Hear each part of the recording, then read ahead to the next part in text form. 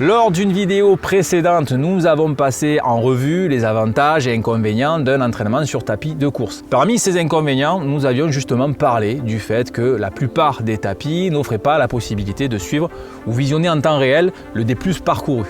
Et c'est un peu dommage, surtout si l'on veut axer sa séance sur ce paramètre. Mais pas de panique, grâce à une formule bien précise, il sera possible de le calculer en amont.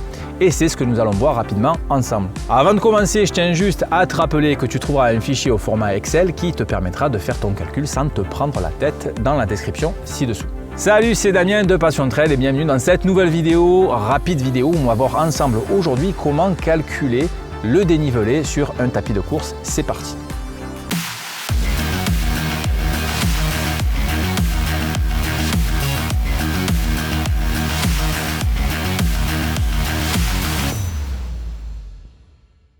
Je l'avais évoqué dans la vidéo comment progresser en montée partie 2.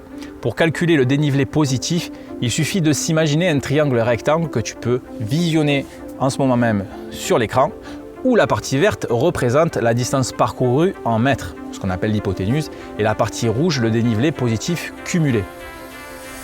Désormais, il ne reste plus qu'à connaître le pourcentage de la pente pour procéder au petit calcul du D+, et cela tombe bien car l'inclinaison est un des paramètres que l'on peut contrôler facilement sur un tapis de course. Avant d'effectuer le calcul, il faudra bien veiller à avoir toutes les données et ce avec la bonne unité de mesure, à savoir utiliser uniquement les mètres pour les distances et les degrés pour l'inclinaison.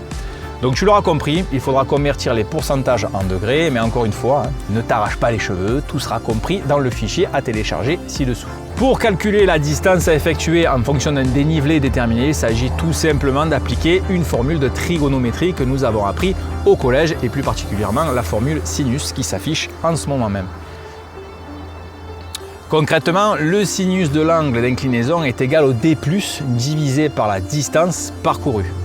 Donc, on en déduit que la distance parcourue, c'est égal au D+ sur le sinus de l'angle d'inclinaison. Donc, pas de panique.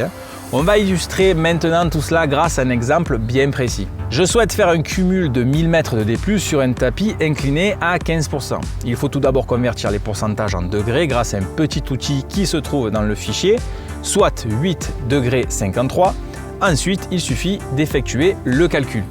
1000 sur sinus de 8,53 est égal à une distance de 6741 mètres, soit 6,74 km. Désormais, il ne te reste plus qu'à télécharger le fichier Excel grâce au lien ci-dessous.